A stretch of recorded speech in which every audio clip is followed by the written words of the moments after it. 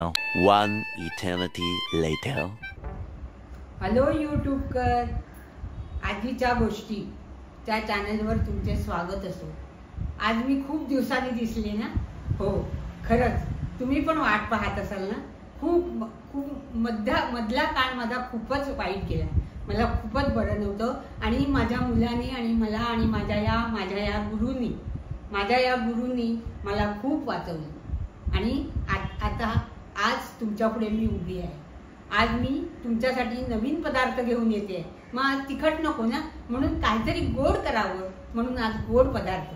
त्याला रवा लागणार नाही, शेवया लागणार नाही, तर असा काही आगळा वेगळा आणि तुम्ही पण करू शकाल. नवीन लोक मुलं आहेत, मुली आहेत, त्यांना नवीन स्वयंपाक शिकायचा असतो. मग काहीतरी गोडधोड करायचं. ते कसं करायचं ते आज मी तुम्हाला शिकवते. चला तर माझ्या किचनमध्ये.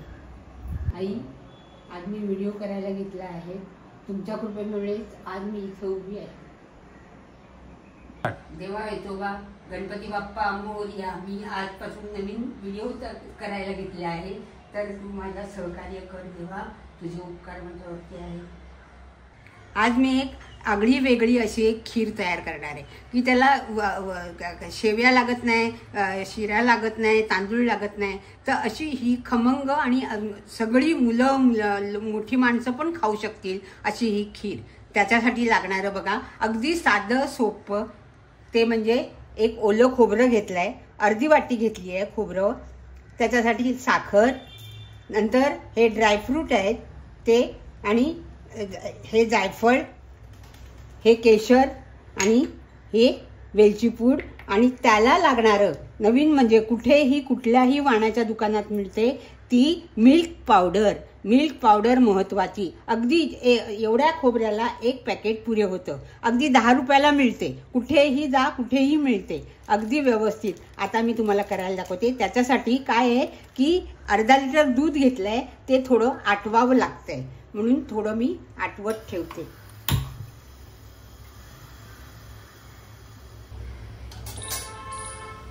तूप गरम होऊ दे जरा. 5 minutes later. मगाशी मी सांगायला विसरले होते, आपल्याला घरचं तूप लागणार आहे. तर हे तूप गरम झालाय. फक्त 3 चमचे, हा, जास्त नाही. 1 2 आणि 3, बस एवढंच. जास्त तूप नको, कारण आजकाल काय आहे, तेलकट कोणी खात नाही ना, त्याच्यामुळे मी तूप कमी वापरते. दूध गरम झालंय, दूध आटत ठेवलं आहे. हे आपल्याला खिरीसाठी लागणार आहे. प्रथम मी तुपामध्ये हे ड्रायफ्रूट तळून घेणार आहे. सगळे घेतलं आहे, काजू, बदाम, पिस्ता, मनुका, हे सगळं घेतलं आहे आणि बारीक कापले. ह्याच्याही पेक्षा बारीक कापायला हवे होते, पण माझ्याकडून ते थोडेसे जाड झाले. हरकत नाही, तरी तुम्ही करताना थोडे बारीक करा. तर आता प्रथम हे ड्रायफ्रूट तळून घेऊया.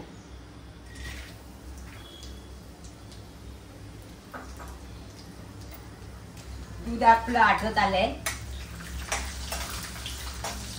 आणि गॅस मंदच ठेवायचा.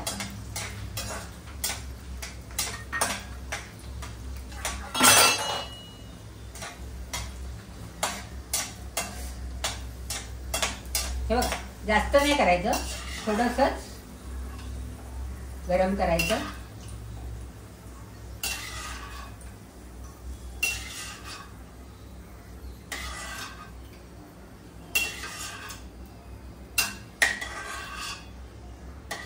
आणि थोडं उरलं समजा चुकून तरी हरकत नाही, आपल्याला त्याच्यातच खोबरं हे तळून घ्यायचंय.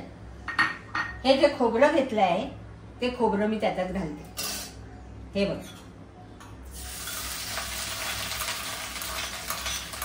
अगदी थोडक्यात करायचं, एकदम साधं.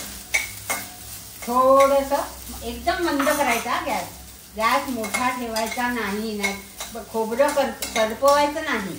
खोबरं आपल्याला अलगद थोडंसं गरम करायचं. हे झालंय, खोबरं झालंय.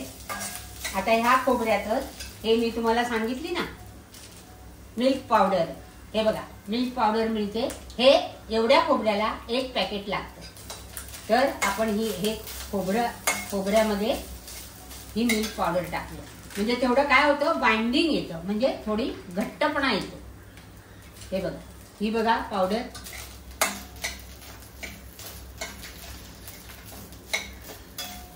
चांगलं गरम करायचं आणि आता हे जे दूध मी गरम आटवायला ठेवलं होतं ते दूध त्यात टाकायचं.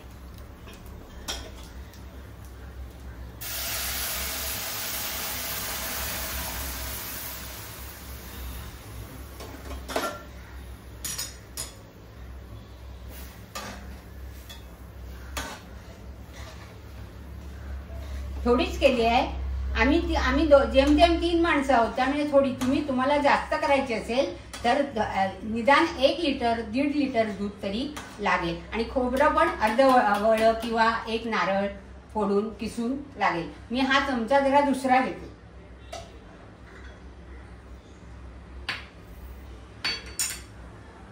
हे जायफळ टाकायचं.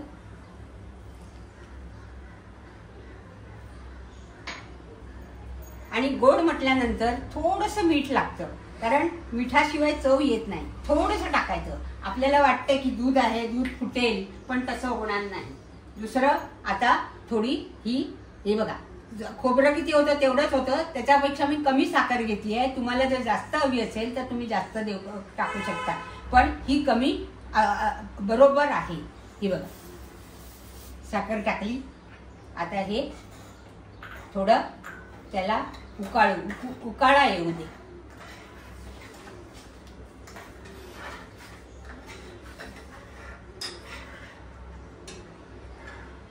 ह्याच्यातच ड्रायफ्रूट घालूया. हे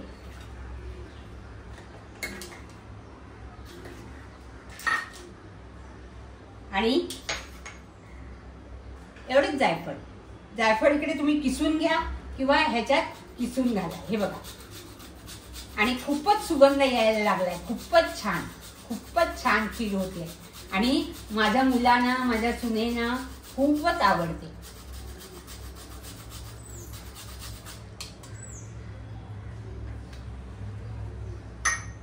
आणि थोडीशी वेलची पावडर. ही बघा, खीर बघा कशी दिसते.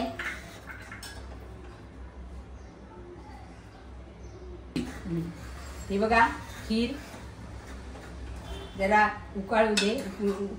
उकाळी आली की गॅस बंद करते आणि मी तुम्हाला सर्व करून दाखवते. किती छान झाले. खूपच छान सुगंध सुटला आहे खिरीचा.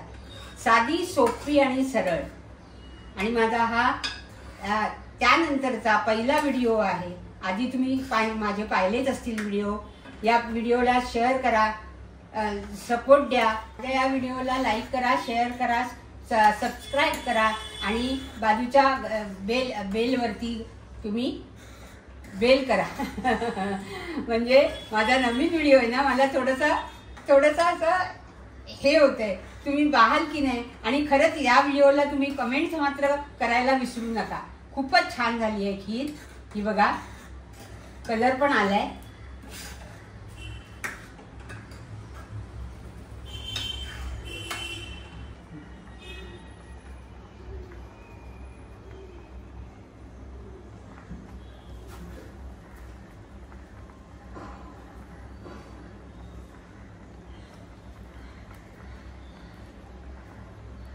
हे बघा, खीर किती छान झाली आहे. बघा किती छान आहे ना. तुम्हाला पण खावीशी वाटते ना. खूपच छान झाली आहे. मी आता सर्व करून दाखवते तुम्हाला.